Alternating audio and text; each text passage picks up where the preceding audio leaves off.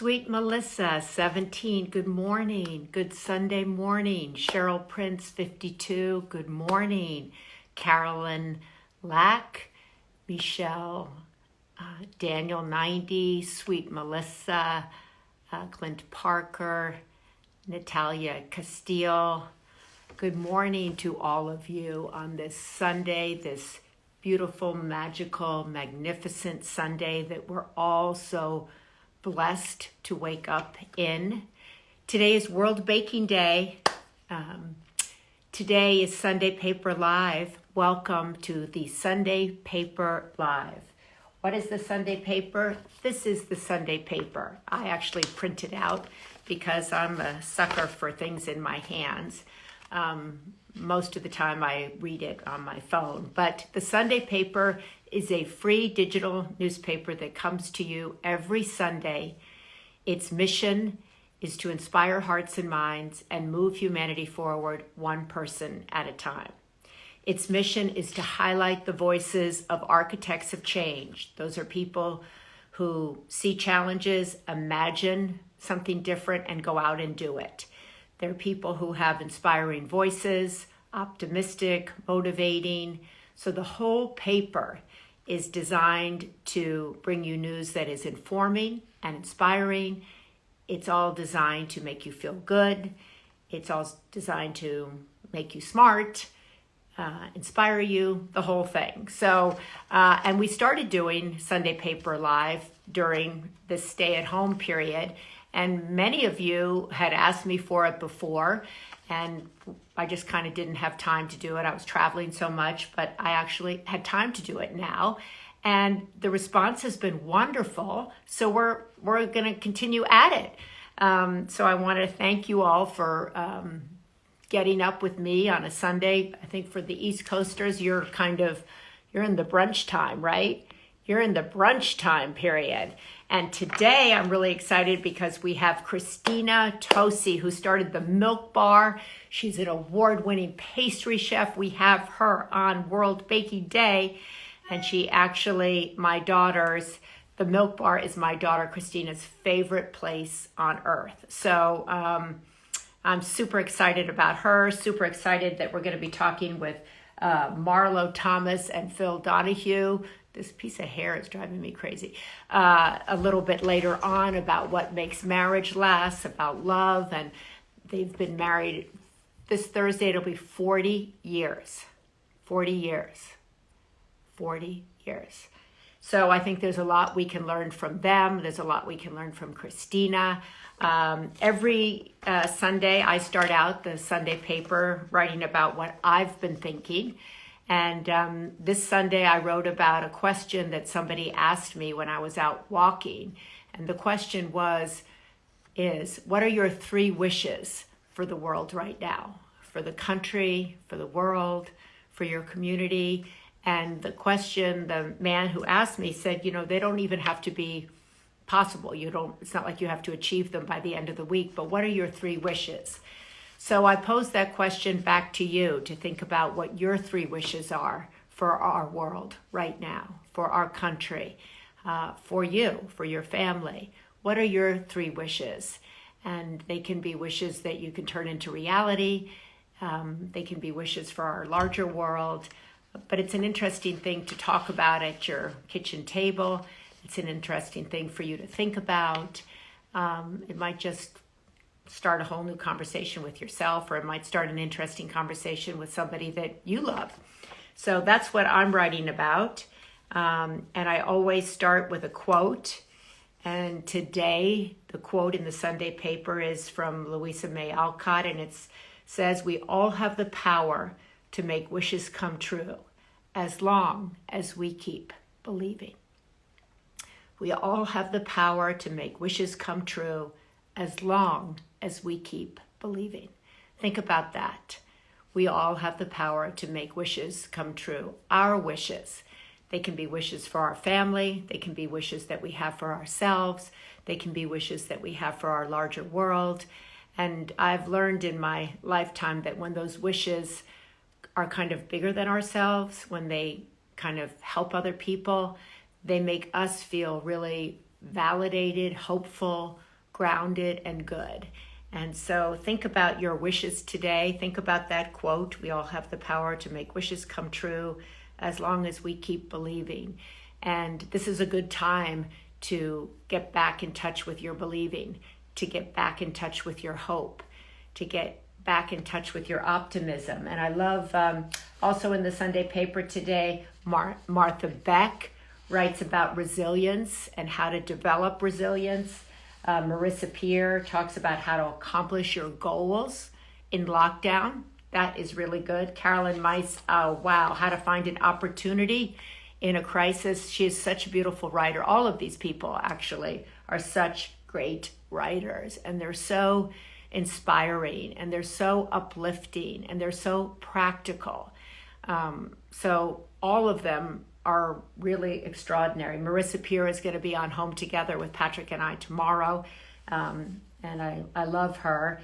And I'm going to start today, though, with World Baking Day, and with Christina Tosi. And one of her wishes, one of her dreams, was to create the Milk Bar, and she did it.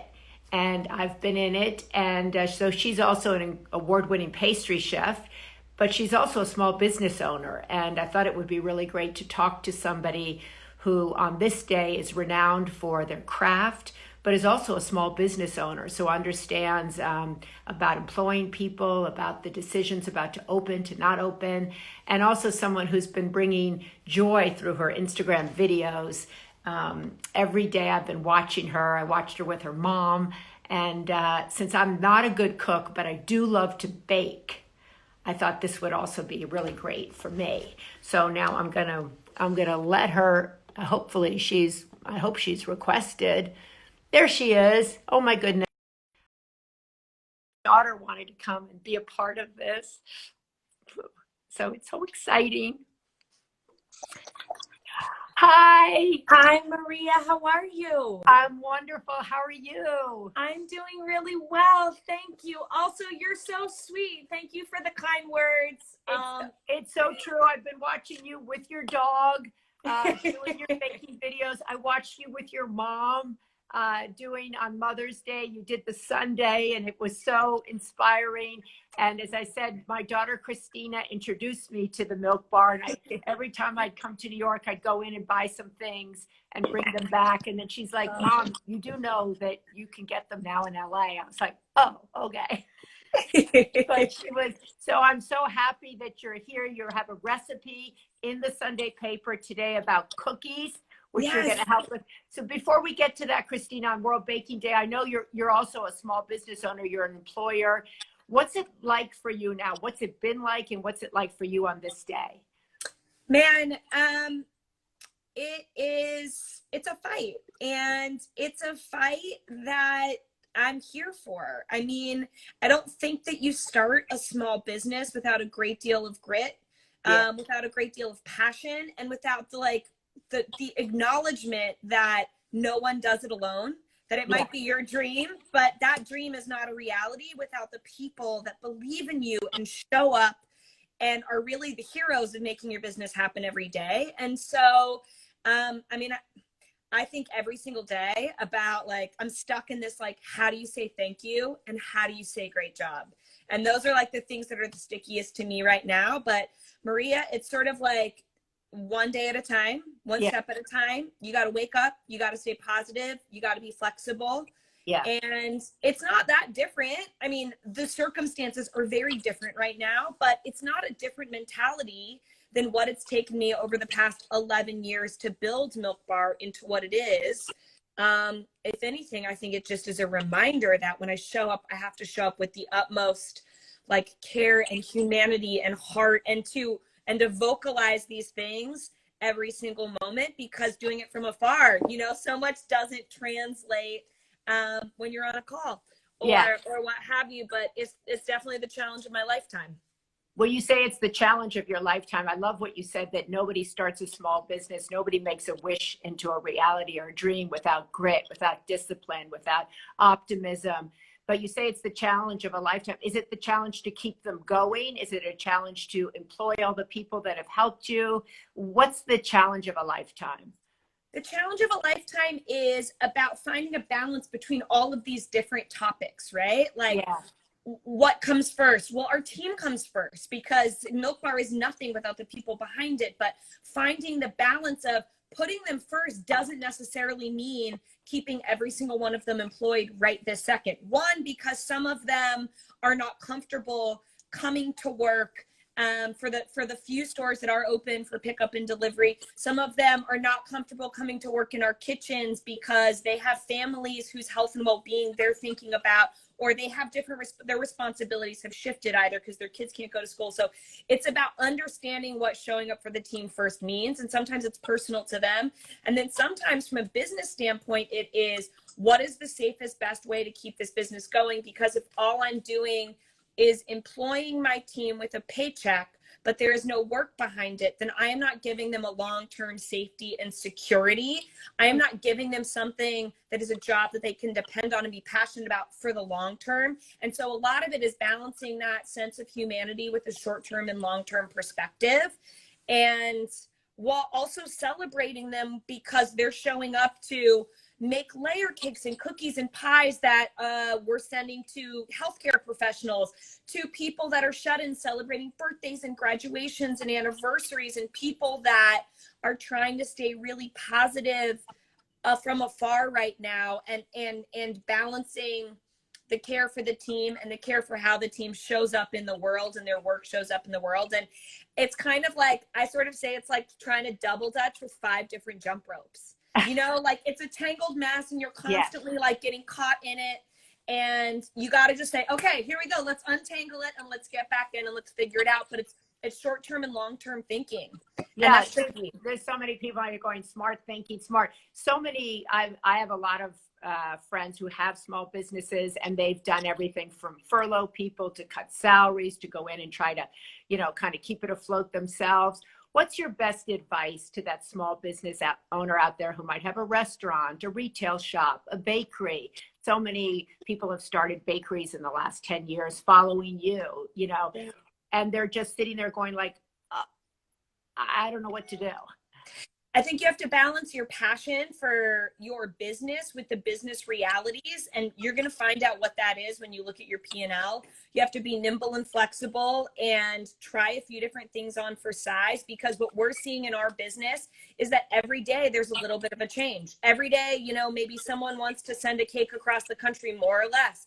Every day someone wants to order something for delivery now, more or less, or wants to come to a pickup window. And so you can't just make up your minds and then say that's what it is until shelter in place is lifted, until people start coming out again. You have to constantly be sort of trying things on for size and balancing your passion with the business realities.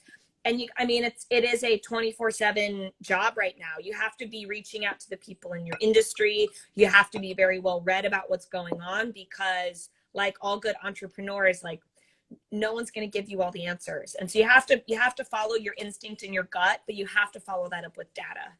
So yeah, I love that. But what you've also done during this time, in addition to kind of, I'm sure, reaching out and trying to keep people employed and stuff, is you started baking online here, right? To keep us all going with your dog, and you're like trying to do all of that too, right? Keeping us entertained, giving us hope. So tell me about like why you wanted to do that, how you do that on top of what you're doing. I think you froze there in your kitchen, but you're going to come back. I love that. You have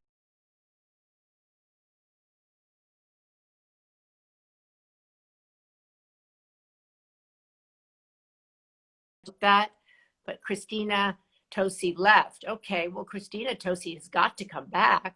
Christina, Tosi, wow, she was really smart about all of that, right? You have to balance all of these things. I love her analogy with the jump rope. She's got to come back because she's got to make those cookies. I love that. Oh, there's Allie Wildman. I know Allie Wildman. Where is Christina? I'm sure she's going to come back because she does her cooking show from her kitchen. But I loved what she was saying there about, you have to balance all of these things. You have to understand your employees. You have to be understanding of what they're thinking, whether they want to come back to work, whether they feel comfortable work. You have to kind of put on your business hat. You have to put on your creative hat. You're going to have to cook. You're going to have to balance the bottom line. There's a lot of stuff to balance there, as she says. So she started the milk bar. I loved what she said. Nobody makes a dream or a wish come to fruition without the help of a lot of people. As they say, it always takes a village. You have to have a lot of grit to be an entrepreneur. You have to have a lot of resilience. Martha Beck in the Sunday paper today talks about building resilience. If you didn't have it before, or your resilience is shaky, read what Martha Beck has to say. And listen, I think, to what Christina Tosi was saying there. You know, you have to understand you got to get up and you got to jump rope. Every day, got to get up and you got to jump rope. And that's easier said than done. And for anybody who's jumped rope, right, you trip up all the time. You're always, a lot of the time, you're not able to, jump rope. And so she's got to balance all of these stores. She's trying to say thank you. I loved what she said there. Up there, she's back. I know she was going to come back. I knew she was going to come back. Where is she? Christina. Oh, where is she? Somewhere. She's going to come back. I know she's going to come back. She's a small business owner. She's got grit. She's got resilience. She's not going to give up on us here at the Sunday paper. And she has cookies to make on World Baking Day. And she has inspiration to dole out. She has all of that, because trust me, I cannot lead you forward on the cooking thing. I cannot help you on the cooking thing. So if Christina cannot come back, someone else is going to have to take us into their kitchen, and they're going to have to cook the cookies. And she put the recipe, the sugar cookie recipe, in the Sunday paper today. She put the sugar cookie recipe in the Sunday paper. And so I hope she's going to come back. We're going to be technically challenged today, because I'm also going to have to do something very unusual for myself. I'm going to have to request Marlo and Phil to come on. I've never done that before. So you're also going to have to, you don't have to do anything today. It's Sunday, but you're going to, I hope, bear with me as I try to do that. But first, I really want to find Christina, because she was going to cook with us. And I really wanted to cook with her. I really wanted to learn about how to make the cookies, because God, that just would be the bomb, is to really figure out how to do the cookies. Maybe her dog is in all of her videos with her. Her dog's name is Butler. And maybe he was crying, or maybe he wanted to go out, or maybe he wanted to do something and she had to run and go do it. Or maybe her internet fell down. There's so many things that could happen. But since she's a small business owner, since she's an entrepreneur, since she's a woman with grit and perseverance, I know she will find her way back to the kitchen, my kitchen, your kitchen. But if she doesn't, you can find her beautiful cookies. Tell us about something you cooked new. Gosh. I cook cookies, and I bake cakes. I tried doing egg bites. It was not pretty. It just wasn't good. Somebody says, what paper? It's called the Sunday paper. It's our digital newsletter. It comes out every Sunday. It's for free. Is Milk Bar a small business? Yes, it is. It's called the Milk Bar, and she has all kinds of cake, cookies, cereal bar. I mean, it is, whoa, heaven. When will Marlo and Phil be on? They'll be on after we make the cookies.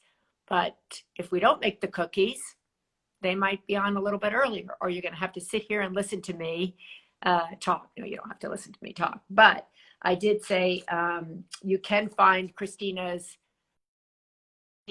in the Sunday paper today on World Baking Day. Beautiful sugar cookie recipe in the Sunday paper by one of the best bakers on the planet. She was also the subject of a great chef's table. She's also an entrepreneur.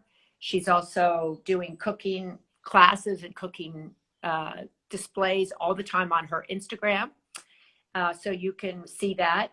And you can read about how to develop resilience, like she was talking about, if you read Martha Beck's piece in the Sunday paper today, which I love. And as I said, Marissa Peer is going to come on Home Together tomorrow with Patrick and I. We have really great people. So, oh, no, not tomorrow. She's coming on this week. Simon is coming on tomorrow. He has a to-be list on here. See, I printed it out. Simon Sinek, there you see. And he wants to be a student of life. He said, I want to be in service to the people I know and the people I don't. Oh, there's Christina. Christina Tosi. There we go. Wow. And I want to be a better listener. There you go. There you go. I hope she came. I hope she could find her way on here. And I appreciate her trying. I really appreciate her trying. Let's try it again. It says she's unable to join us. When I press her request, it says she is unable to join us. I'm trying to add her, waiting for Christina. Oh, connect. Oh my gosh, it happened. Butter. Oh my. I'm so sorry. I mean, what are you going to do? We're in quarantine. It is what it is. You just got to be persistent. That's it. Well, luckily you're persistent and I know how to vamp on live TV. So there we go. I love it. I was watching you the whole time, like trying to get to you. Okay, let's get to your Butter, Christina. Where are we?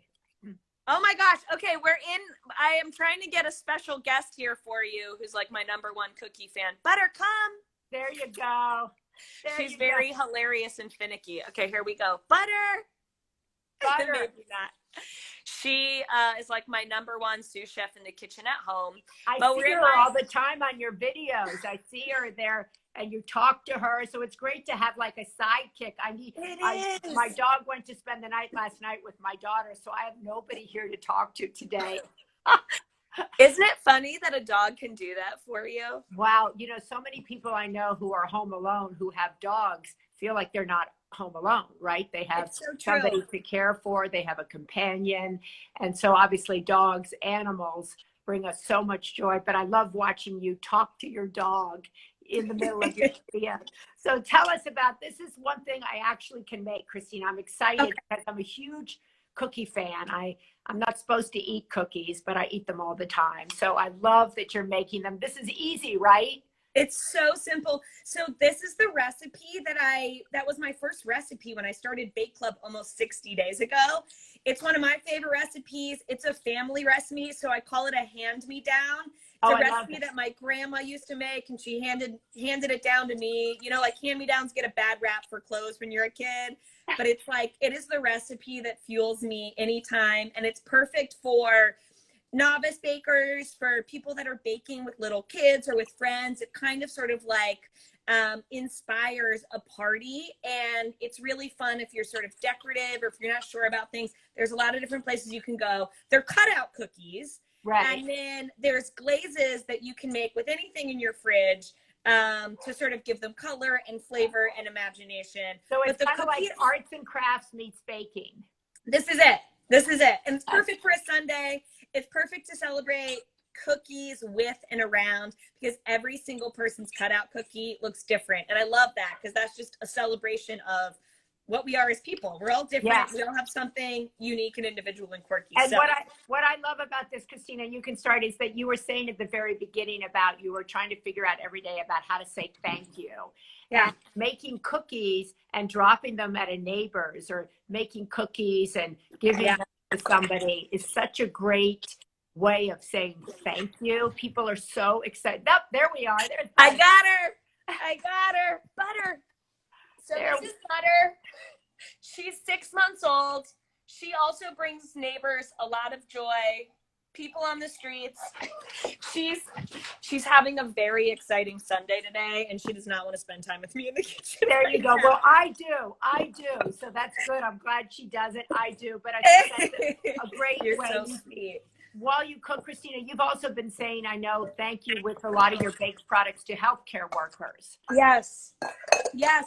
That is, I mean, a friend that we have in common, Simon Sinek, was, we were Zoom dinnering a few weeks ago, and he was just so moved by this story that he read in early days quarantine about healthcare workers in the UK being asked, what is it that you're craving? Yeah. What is it that you need other than medical supplies and so on and so forth? And they said, cookies and cakes and pies. And that for me was just like, we are here, we're going to figure out how to show up in any capacity. And there is something about the power of a cookie. And when you're not going through COVID-19, like, it sounds like this hokey, over idealistic thing, but it's what my entire dream of Milk Bar in building this bakery has been about. And it's, I mean, it has been the challenge of a lifetime, but also the joy of a lifetime. I love that. I love that. Get to show up. Yeah, I love that. Well, Christina cooks, and once again, her recipe is in the Sunday paper. She has a bake club on her Instagram all the time, every day. So when she's cooking here, I think the idea, how simple the act of saying thank you, how powerful. I love that the challenge of a lifetime meets the joy of a lifetime. And I think that's what they don't tell you so much about life, about how these two things can be held simultaneously. A challenge with a joy, a heartache with love, right? All of these kind of opposites, these paradoxes, we don't talk enough about how we hold both of those, the joy of achieving a small business and how hard it is simultaneously, right? Yes, it's so true. And it can be both things, right? Like, life can be hard and it can be easy. It can be difficult and it can be rewarding. Yeah. It can be. So what are you doing now? What are you doing? Okay, so I have, so the cutout cookie itself is 4 ingredients. Okay. It's 2 sticks of butter. It's a half a cup of light brown sugar. It is a half a teaspoon of salt, and it's 2 1/4 cups of flour. It's 4 ingredients, which for me is like, 4 ingredients. No excuse. There's Please no don't freeze again. Oh, good. Not get in the kitchen. Okay. Are you with me? I'm with you. I got that.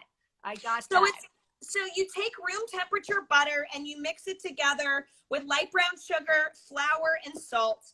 And you bring it together just until it forms what kind of looks like a pie dough in its consistency, because it's a cutout cookie. So it's going to mimic that sort of buttery, almost shortbready type mixture. And once it meets this stage, you give it a moment and you let it rest. Before you start to roll it out, you turn your oven on to 350 degrees Fahrenheit and you pull out your favorite cookie cutters. And by the way, I am not in a place where I don't know where my cookie cutters are. So I'm with you. Like, I do this for a living and I'm like, I don't know where my cookie cutters are. I'm not thinking about cookie cutters. I'm trying to like keep my doors open and show up at 2 p.m. at Bake Club for others and for myself. And so you don't have to everything. You don't have to worry about it. We have the recipe in the Sunday paper. Cool. It's there. 4 ingredients. You get it to that consistency. You put it in the oven. You cut it out. You decorate it, however, and it's delicious. That's all we need to know, right? That's it. And this is what, I mean, depending on who's decorating them, this is what they look like. Oh my God, that's so great. I actually know where my cookie cutters are, but I don't know how to make the cookies. Now I know how to make the cookies, and I have the cookie cutters, and I'm going to make some and give them to our mutual friend Simon, who's also in the Sunday paper today. I love that. I was looking at his, what he wants to be, and I just, that rings so true with me. Well, thank you, Christina. I really appreciate you joining us on the Sunday Paper Live. Thank you for sharing your recipe. Thank you for showing up the way you do all the time with the joy and enthusiasm. Thank you for wearing both hats as a small business owner and a person who's trying to keep it all together. And thank you for showing the gratitude and being with us today on World Baking Day. Thank you. And thank you so much for the support.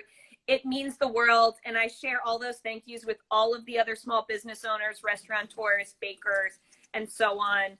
We need the thanks, and I share it with them because it means a lot. Thank you. Well, thank you, Christina. And my Christina is your #1 fan. So I love it. Give her my bye, best. Bye, Maria. Bye, everyone. Happy baking. Woo, that's so great. Well, the recipe for her sugar cookie, her cutout sugar cookies, is in today's Sunday paper. The Sunday paper is a free digital newsletter you get by just subscribing. You can go to mariashriver.com and get it. There's also a Sunday paper Instagram. We will put up that recipe, not today, because today we put up the paper, but and actually it's all in there together. And now I'm going to try to figure out how to bring in Marlo and Phil. So bear with me here a second as I request them, since we're all being kind of technically challenged today. So now I request them. Lord have mercy. I don't know how to do this. So I saw them earlier. So I find a little smiley face here. It says smiley face. And where are they? Marlo and Phil. Okay. Holy moly. This is, I'm lucky I got up early, and I'm lucky I've had a lot of coffee, because otherwise, oh, there she is. So now I add her, I think. I think it works like that. Hope to God it works like that. Yeah, we need Patrick here. Ah! Hi. There we are, Marlo and Phil. From our kitchen to your kitchen. I love it. I love it. Happy Sunday to you. And thank you so much. Oh. Well, I'm so thrilled, and congratulations on this great book and your piece today. We excerpted it in the Sunday paper today, What Makes a Marriage Last, and you put it out in the quarantine. How's the book tour going, first of all? Well, the book is going great. It's been interesting not having to travel anywhere. We don't go to the bookstore. We just stay at home in our kitchen and talk to the world. That's been fun. And my husband can tell you how we're doing. Actually, we're a bestseller. No, I meant how we're doing.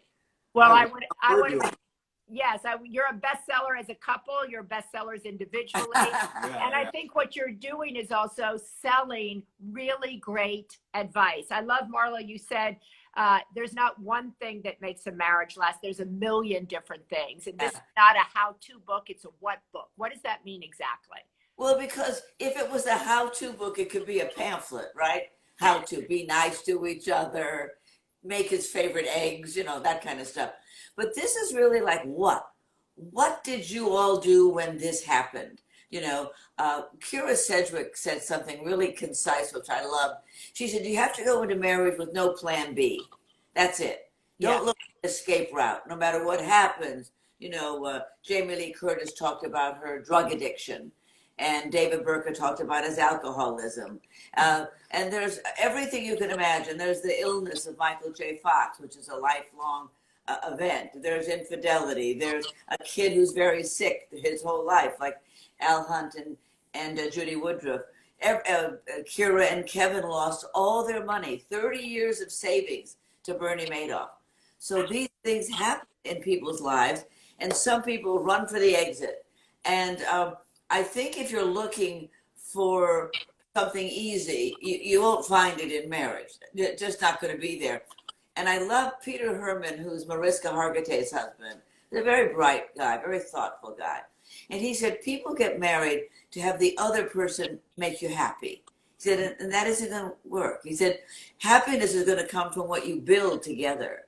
If you're looking for someone to make you happy, they won't. And in a couple of years, you'll think, well, they don't make me happy. I'll go find somebody else. Well, maybe they'll make me happy, until this goes on and on and on.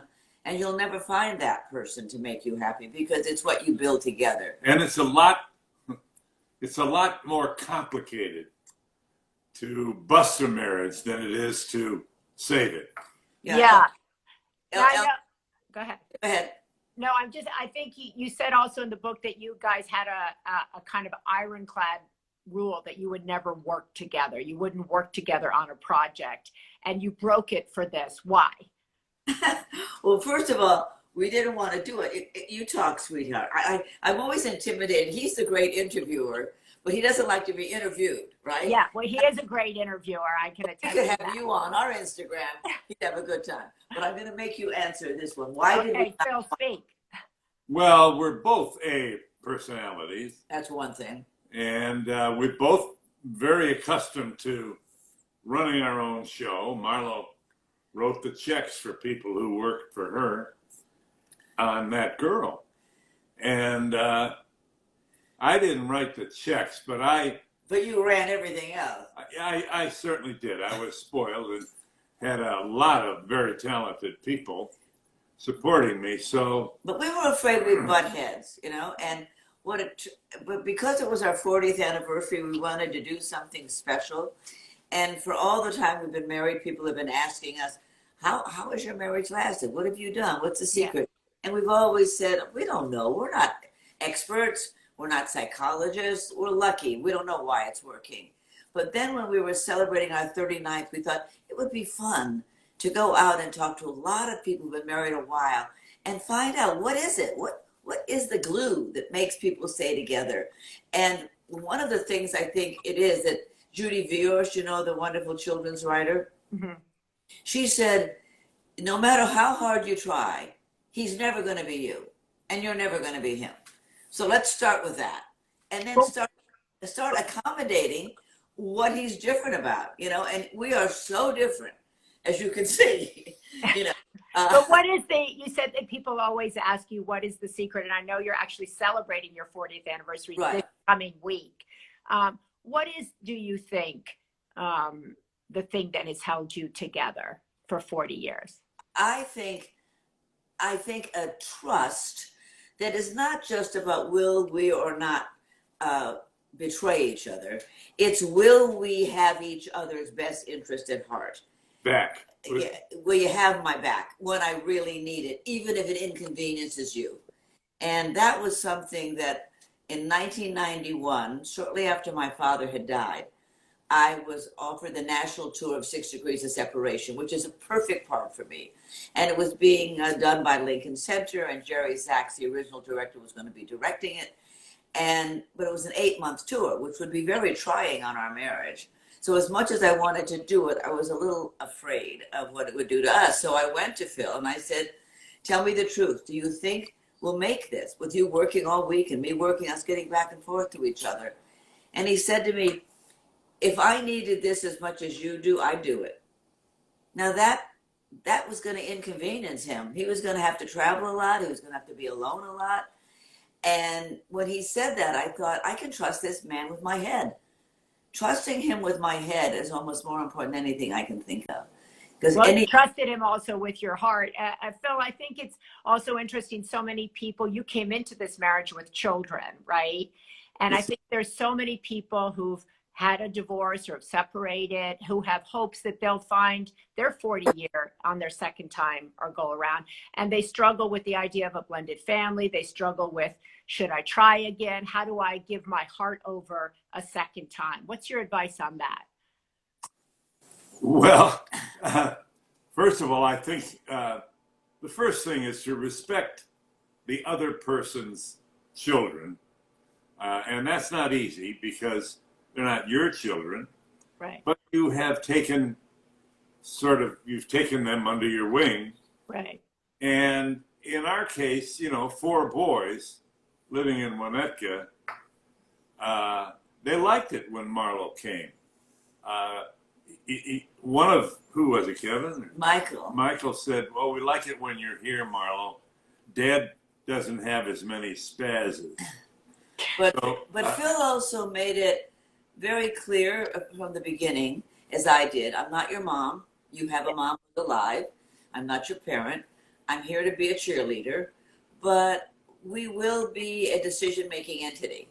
We will make decisions together as to what's good for all of us as a family. Wow. So I was like this bystander person who was like a housekeeper, or what do you call it, a porree? What do you call those women who take care of children? That's called Well, what you were saying, I like what you said there. You said that we'll be a decision-making entity. Right. So you set the stage for like, okay, we're here and we're in this together. And I Right. think that brings a lot of hope to people who have, who are on their second marriages, that their Right. second marriage can be really hopeful, and that, there are lessons from these 40 couples. You spoke to 40 different couples who all have very different marriages, all Right. who have very different experiences. Is there one thing you think all of you share? You want to take that? Well, I think we could almost tell why they stayed together. Why? Well, both of them wanted to keep it. Yeah, they really wanted the marriage. They went through everything to make it work. They went to marriage counseling. They did everything they could when they hit the rough spot. When there's a moment when you say to yourself, I'm getting out of here. I'm going to go. There's a better place for me. I don't need this aggravation. Yeah. They didn't take the escape route. I think of many of them, you said, almost all of them, I guess it was Phil or Ma, I don't know which one of you said it, go to therapy. And I think that's something that's much more acceptable or much more spoken about today than. Right. And it's an act of love, too. That is just as powerful a statement of love as there is. I mean, to actually voluntarily turn yourself over. Bring yourself to. I like what Brian Cranston said. He's married to Robin Dearden. They're a wonderful couple. And he said, if you get a warning sign in your car, you don't pull over and take up the hood and try to fix it. You take it to an expert. If you get a warning sign in your marriage, take it to an expert. He said, and you're not looking for a referee. You're looking for an interpreter. Somebody that said, no, that's not what she meant. Oh, no, this is what he's trying to say. We have not been in couples therapy. We did it kind of the hard way. We really fought our way through the first 10 years because we had a very difficult first 10 years. We had a commuter marriage. I was living in LA producing television films. He was in Chicago doing a daily show and raising 4 sons on his own. So the traveling, we broke up once for a couple of months because we both said we can't do this. And then we decided to move to New York. We missed each other. I went back to an old boyfriend, which is what you always do when you break up. He started dating other women. We missed each other. And after 3 months, he called me in the middle of the night and said, okay, I give up. Let's figure a way to get this done. So he moved his show to New York and I moved to New York and we made a life.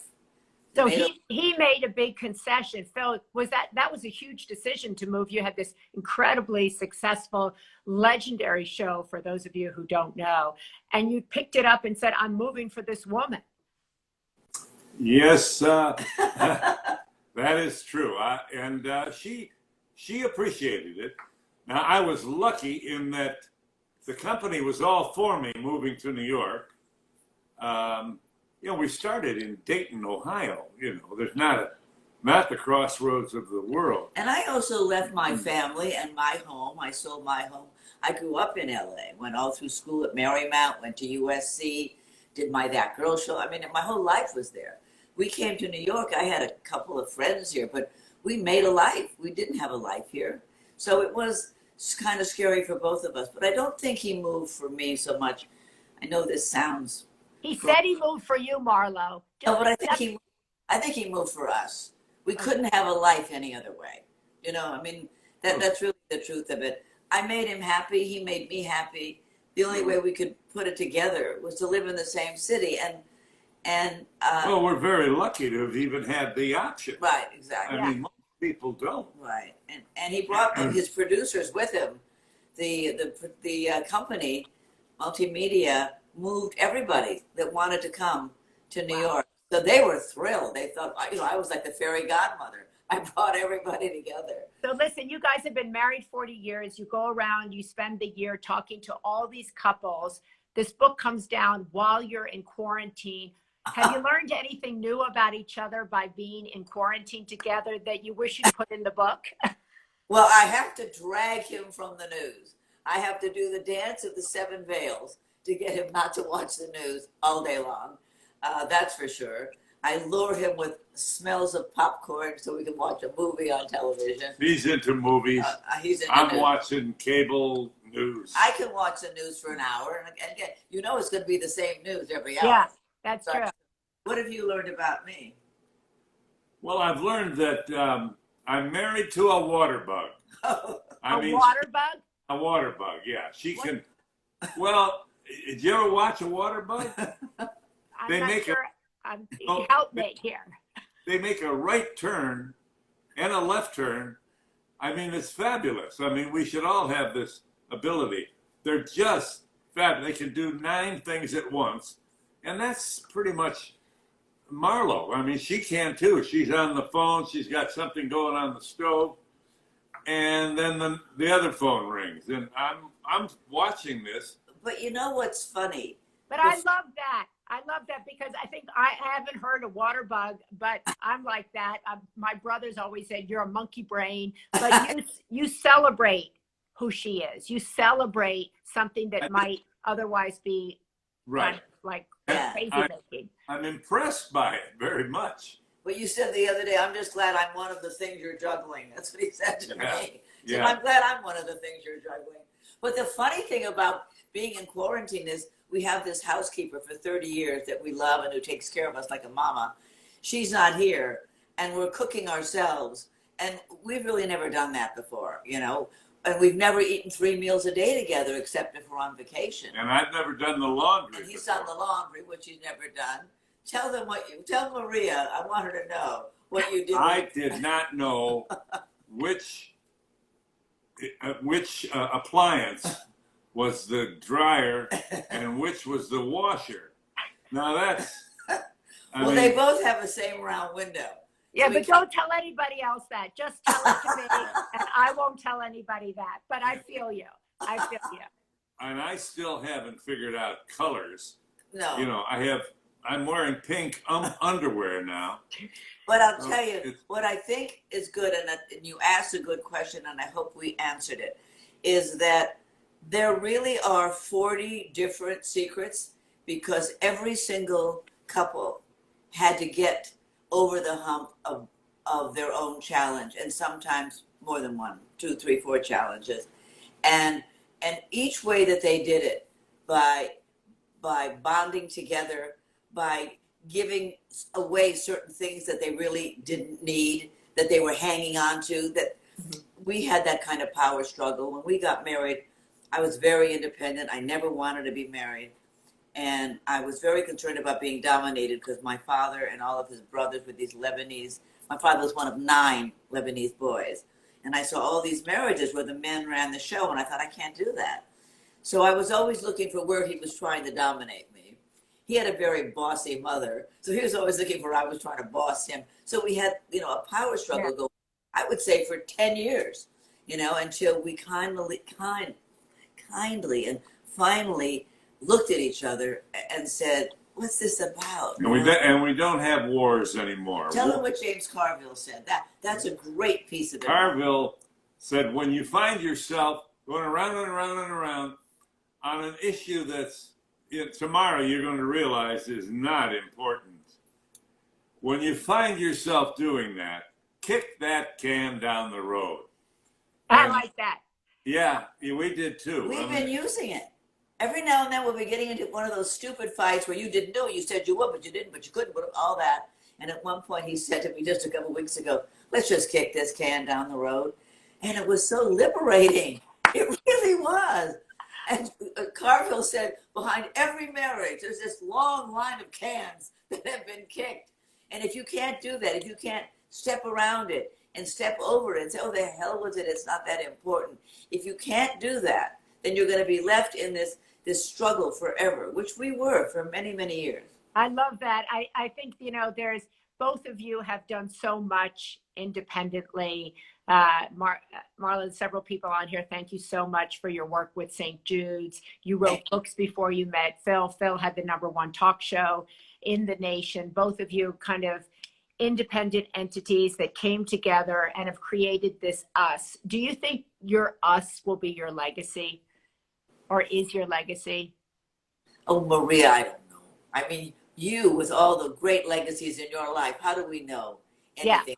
The fact, if we can just live well, you know, not get sick, be able to live a nice, pleasant life in the home that we love and take care of each other and the kids, that's now. I mean, I think we live in the now. You know, what happens after we're gone, everybody else will decide if they bother to remember, you know. Yeah, but you wanted obviously to put something out into the world about the power of us, about the power of being a marriage, about that it's okay for two independent, strong-willed people to come together and make that a priority. So there must have been something you wanted the world to know about the value of marriage in this time, where a lot of young people think like, what's the point? Or a lot of people who have gotten divorced think, I can't do it again. So there must have been this kind of like hope or wish that you had for all of us. You're right. You're a wise woman. Well, no, really, we were talking about in our 39th anniversary, before we started this, we were talking about how much men and women had seemed to deteriorate. There was all this suspicion and contempt between men and women. Yeah. He said that and she said that and he did that and you did that. And much of it was well-founded, but it was causing such disruption. And we were sort of losing the idea of love and trust. And half of us got divorced. Imagine. Right. Half of us. So right. we started saying, what should we do for our 40th? Should we take a trip? Should we give a big party? You know, what should we do? And then we started saying, maybe we should do that thing that everybody's always asked us to do, is investigate what made our marriage work and what made other marriages work. And he said in his usual way, I'm not talking about our marriage. So I said, okay, which is what I always say when he says he doesn't want to do something. I've learned that. I said, okay, honey, you don't have to. But once we started, it was like a double date, you know, a husband and wife sitting down with another husband and wife. Yeah. People, we went to everybody's home. Everything was face to face, no phone calls. They put out a bottle of wine and some cheese and crackers and hummus and stuff, and we'd start talking. And once we mentioned our marriage, I mean, we thought maybe we'd have 20 minutes. Or half hour, we thought maybe. Half hour. Everything was 3 hours. Oh, 3 hours. 3 hours. I mean, and they were great conversations, and we've become friends with many of these couples that we didn't know before. I find that people really always want to talk about the things you never think they want to talk about. Right. And you know this, Phil, better than anybody, right? Once you ask whatever the right question is and you have the ability to listen, the floodgates open. And I think that's people really want to have meaningful conversations. They want to ask somebody like you. Obviously. Right? And you go ahead, sweetie. Well, no, that was apparent to us immediately. Yeah. Really, I did not expect this kind of, I mean, honesty. Two and a half hours. You know, and finally I would say, you know, I'm really sorry, but we have to go.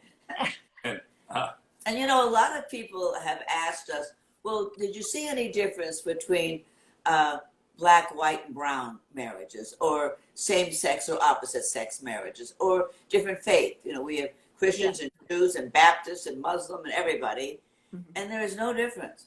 Everybody wants the same thing. They want somebody they can count on. They want somebody that's got their back. They want unconditional love. They want somebody who's not going to judge them, but is going to assist them. You know, be kind and loving. You know, it's who will snuggle. You know, it's the same thing. We just want a safe place, a place where you're safe and you can say, this is it, okay? We're here, and you're not going to kill me. I'm not going to kill you. If we could just make that agreement. A safe place. Well, thank you, Marlo and Phil. I want to thank you so much. Congratulations on this book. Thank you for doing the work of going around to sit down and talk with people and then putting it out there. And it really, I think it's so hopeful, right? Whether you're in your first marriage, whether you're in a second marriage, whether you're of different faiths, different genders, all of that. I think you're absolutely right. We all want somebody that sees us, that we can trust, and that has our back. And I think people are learning that right now more than ever. Right. Thanks. Congratulations on the book. See you. Great, and all your great work. Thank you for coming on. Thanks. Bye-bye. Bye. Now how do we get off? Well, now I remove you, and I turned this thing around because I just did it backwards. Whoa. Okay. What a day. Anyway, they are so inspiring. I love that. I love that he tried again. He left his heart open, and they got a 40-year marriage on the second time. So for those of you out there who are starting again, or who want to start again, there's hope in this book. For those of you who might be in a valley in your relationship, there's advice in this book. And those of you who are cruising along or wondering about therapy, I think that's really great that they mentioned that, how important that is in a relationship. I think they're inspiring. Her work on St. Jude's, with St. Jude's, always inspiring. And I think this book will also inspire us. I want to leave you with one of the reflections every week in the Sunday paper. We put a reflection in, and today's is from Elizabeth Kubler-Ross. And it says, the most beautiful people we have known are those who have known defeat, known suffering, known struggle, known loss, and have found their way out of the depths.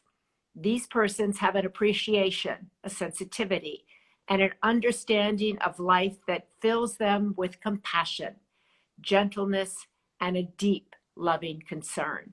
So if you're struggling, know that you're that person, and know that that will make you better. If you've lost your job during this time, if you've lost hope, if you're scared or anxious, try to think about that quote and know that whatever is happening now will make you a person who understands struggle perhaps in a new way.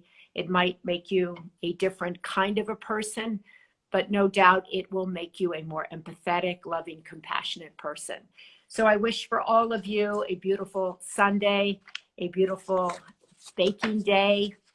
I wish all of you who want it that you have a person next to you that you can put your hand on like that, that's got your back. If you want that, make a wish for it. It's possible. And also every Sunday, I always end I've been thinking, I always end it with a prayer. And today's prayer is, Dear God, may I view our world as one filled with possibility instead of despair. May I see the good around me instead of wishing that things would change. Empower me to do what I can to make them better. May I move humanity forward in my own way, one person at a time. Amen. Have a beautiful Sunday. And thanks so much for joining Sunday Paper Live.